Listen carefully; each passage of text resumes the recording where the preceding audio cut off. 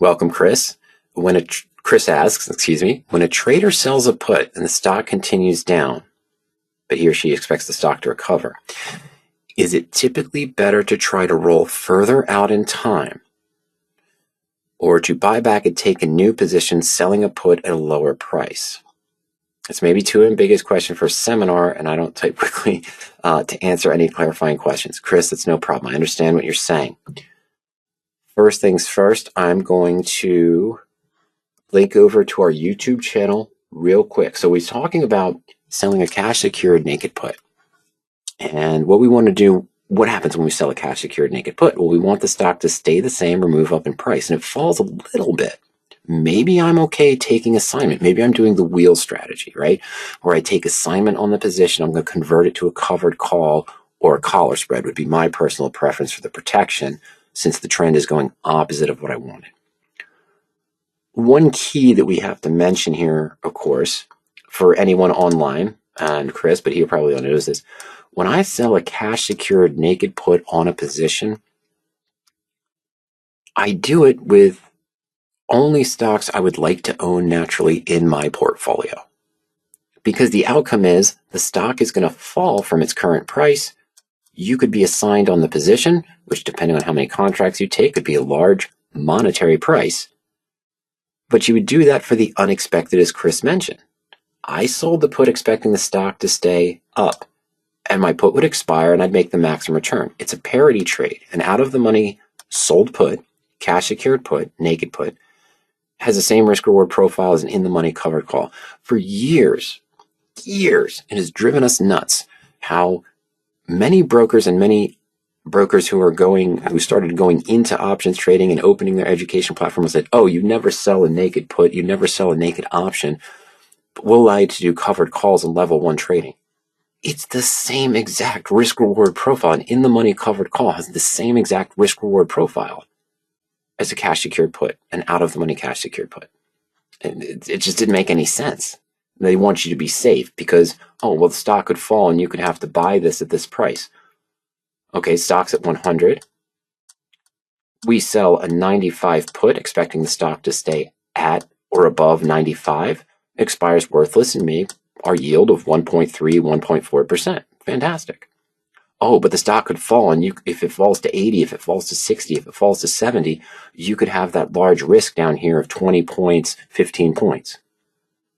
Same exact risk reward profile. If I bought the stock at 100, sold an in the money 95 call for protection, if the stock drops to 75, hey, I still have an investment of, let's say, $92 in this position. I'm at the same exact loss. It's a parity trade. Now, why am I going all through this, Chris? The reason why is I wanted to introduce it for those that might be very, very brand new to options and don't understand what selling a put means, cash secured put, naked put. But let's go to our YouTube channel. I'm already in playlist mode. That's fantastic. So we're at PowerOptions on YouTube. I'm going to go to playlists. So you see we have a variety of playlists here on market hedges for unexpected events. Very useful the last 10 days. Technical analysis, bull call debits, bear put debits, covered calls, selling naked or cash secured puts. And we go to view full playlist here. And in each one of these, in each one of these playlists, my apologies, Chris, what I'd like to walk through is what is the trade, returns criteria, simulating a trading plan, tools, repair strategies, and more. Evaluating strike price at the money versus out of the money, depending on your goals, setting up a specific search, management, repairing a naked put, general ideas on closing, when to stop managing a naked put. In your question example, Chris, if it went down and I rolled it down, I'm going to address your question. I just want to show you some other ideas here. Should I continue to sell puts or buy the stock now? That means the stock's going up. But when to stop managing, when to call it quits and say, hey, I'm out, this is done. But repairing a naked put, cash secured put, 10 minutes, 36 seconds. This is an interesting one for you, and a 12-minute one doing this as well. So these are some ideas here at PowerOpt on YouTube. Check them out after the webinar this weekend, Chris, when you have time. And let me know your thoughts. 15, 20 minutes of watching a couple of those videos. So if you want to know more about naked puts, there you go. Now, Planet Fitness, PLNT. This is killing me. How is Planet Fitness killing me? All right, this is one of my 4 married puts. Oh, I'm not in my married put. I'm in my VIX calls. I wanted to talk about that too, but I don't know if we'll have the time today. All right, there we go. Oh, Planet Fitness is down 20% from when I originally opened it at 98.35. That was back in November of 2024. I'm taking a loss on this position, but this is a married put, so I've still got my May 105 put on this position. It's up, geez, almost $14 from where I originally purchased it. And we've done income methods here. We've adjusted our cost basis by moving up the put, selling calls, doing other things as well. All right, so I'm going to stock charts real quick. What date did I say? Was it the 20th? I apologize, folks. Let me go back here. Is it 20th? Yeah, 11/20. Oh, that was 2 years ago. So let's just go 11/6, 2025. The last time I adjusted the put option on Planet Fitness. So back in November. So let's go to 11/6, and that was around earnings. It was after their big earnings move. Sorry, I went too far. My apologies, guys. Right after their earnings move, they were hovering here around 90. Remember, my purchase price was still 98. We've done some income methods following the blueprint, lowered our cost basis down, lowered our risk, but the stock was not anywhere near. It was down about 8-9% from where we bought it, right? And then we had our pop up to 103. So we moved the put up to 105. The stock continued to move up. We did some other income methods here, lowered the cost basis. Start of 2026. Why was I in Planet Fitness all the way from 11/2024 until this point? Sorry, Chris, when I should have closed it, but I didn't. And now the stock is tragically lowering. Cyclically, this is usually the best time. No, November. By looking, I've done this as a married put 2 or 3 times. I think 3 times. 2 times they've all been profitable. This one was profitable had I not gotten greedy. I'll be honest with you directly. But this has always been a good time to get into Planet Fitness in this end of November, beginning of December range. Why? New Year's resolutions. Their promotions are good. Their promotions are really good to try to get what they do to try to get new people in, that $1 for your first month, $1 for the second month, things of that nature. So it's usually a good time to get in. But apparently discretionary spending, fear on the market, and other things, they did not have a good quarter, which is not common. I mean, they've had hiccups, obviously, before. You can go back and look at it. They've had hiccups in that time period. But usually this run of December to beginning of February, they increase subscriptions, even though it's that $1 for the first month for January to February. They increase users in. They do other promos to follow up to gather people in. And no, it didn't happen this year at all. Now, I'm at a single-digit risk, even though my cost base, as you saw, was up at around 101. We have the 105 put. We're perfectly fine. Why am I even bringing this up for your discussion, Chris? Because let's say the absolute worst case stupid scenario, and I'm not even gonna call it a stupid scenario. Let's call it the peak. December 15th, 2025. I sold with flirting with 110. Let's say I sold, and we just crossed it, so I got to go to March, but that's fine. Let's go 3 months out in time, 2.5 months out in time, January, February into March. Yeah, 2.5 months out in time. Let's say I sold them March 20th, probably 105. But I'm going to be nice. I'm going to be nice to myself, Chris, and say the 100. Okay, so Planet has this pop up. It's moving good. I like it. On December 15th, what was our 100 strike put? All right, let's go back to Power Options. Let's clear my drawings so that doesn't interfere with anything else we're looking at. And PLNT. Oh. Sorry about that, folks. That was just silliness. I hit print. All right.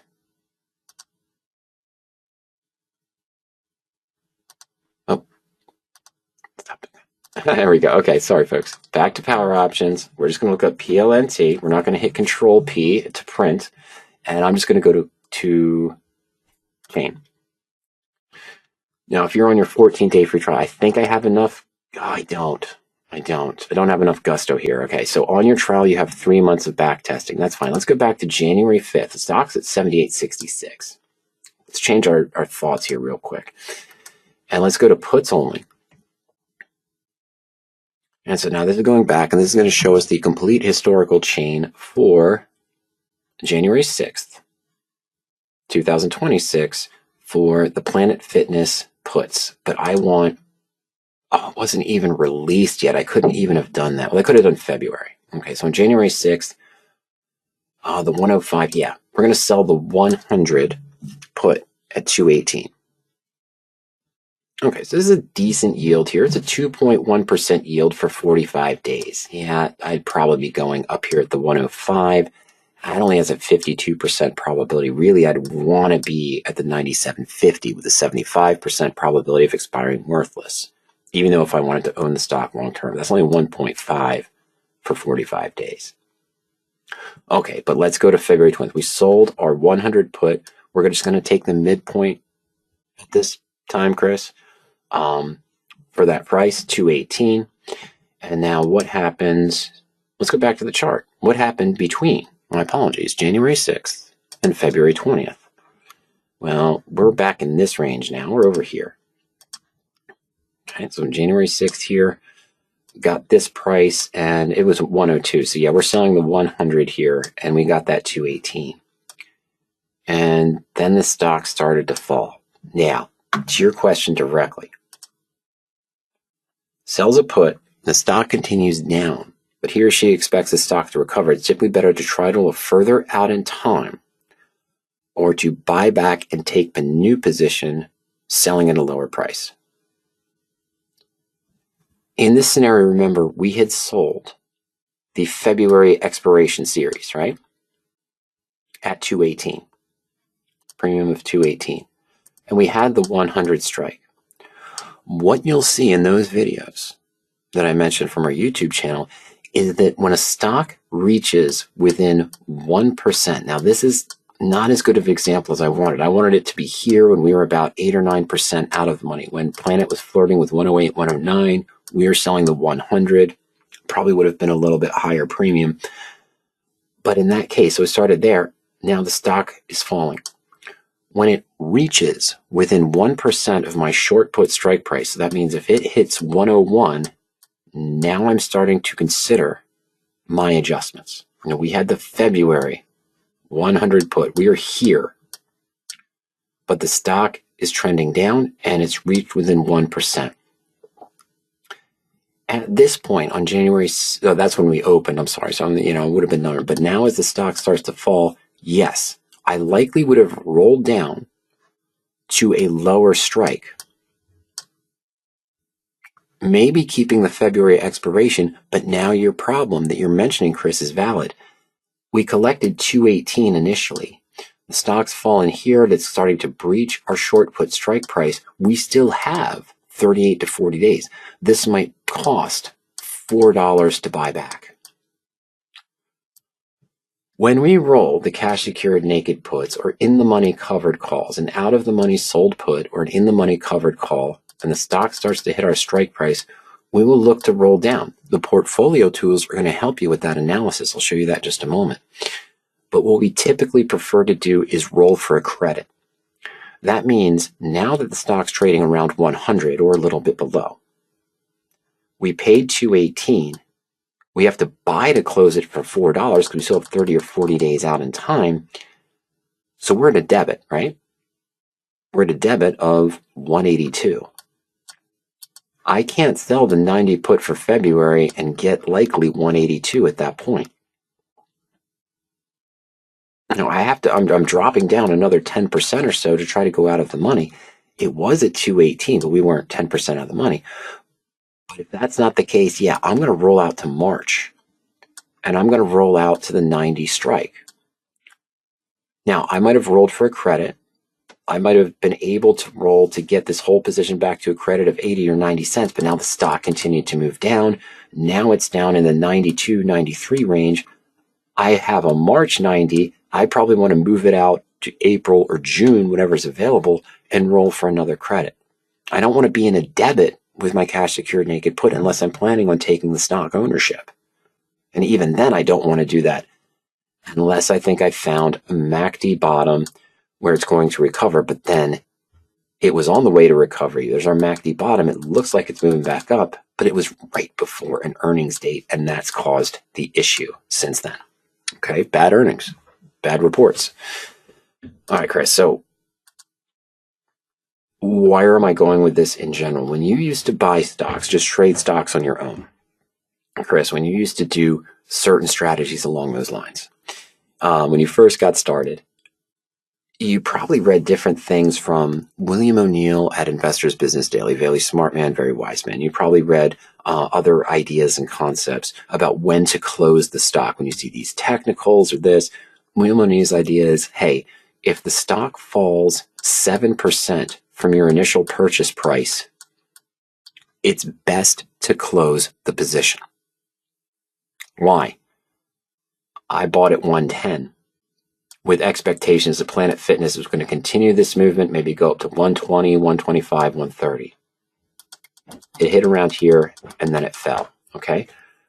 Right at the 7% mark, I probably should have closed and taken that loss and moved on to something that was showing me the trends that I want. Maybe even Planet Fitness would come up in my search again when we started to come off the MACD bottom, flirted with the EMA 20, but did not cross the SMA 20, which is what I'd look for cash secured naked put, bull put credit spread, covered call, neutral to bullish position. I want my stock to be above the SMA 20 and have at least a positive 3-day MACD cross. This did not hit that again. But why close it at 7%? Why not average down and get a lower break even? As you mentioned, because you think the stock might recover. It's because too often you get deluded with the idea that the stock is going to recover and then it doesn't. So instead of closing at a 7% loss, let's say here,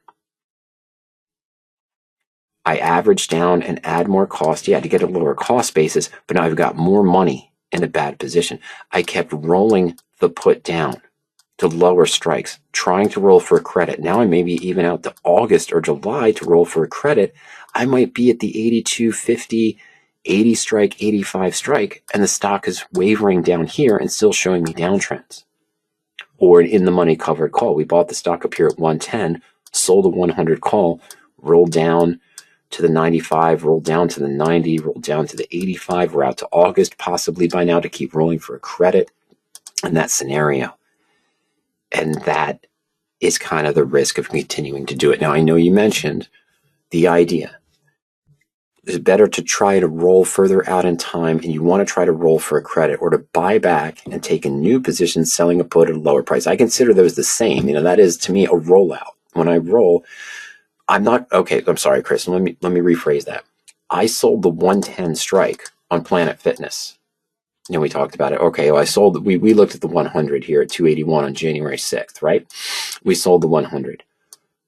But when the stock breaches this level, I'm not going to roll out to April at the 100 strike. That's still 4 or 5 points in the money. I'm going to a lower strike. The idea was not to potentially be assigned on the position.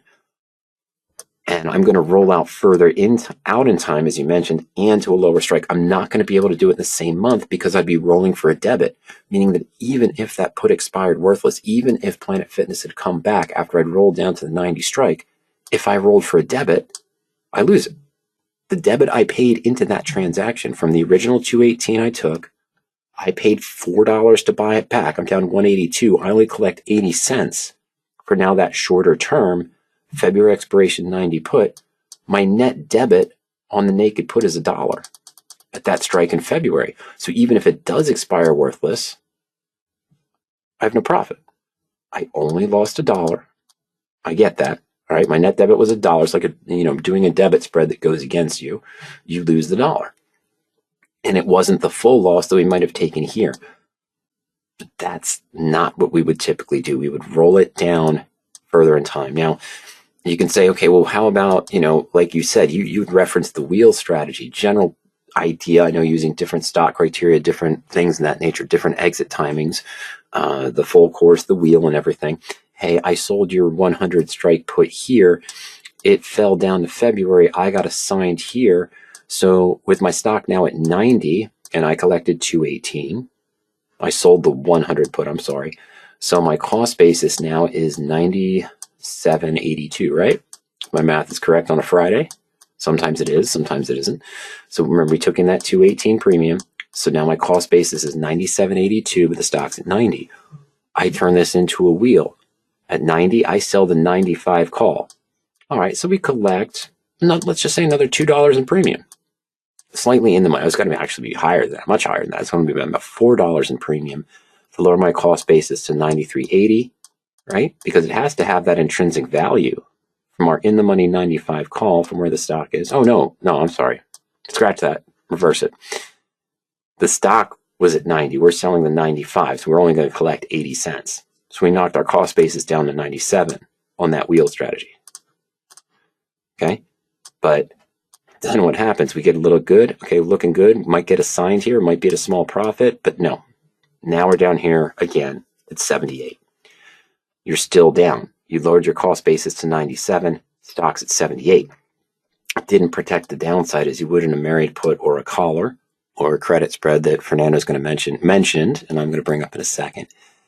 But we're still down. You're now here. Oh, sorry, folks. There we go.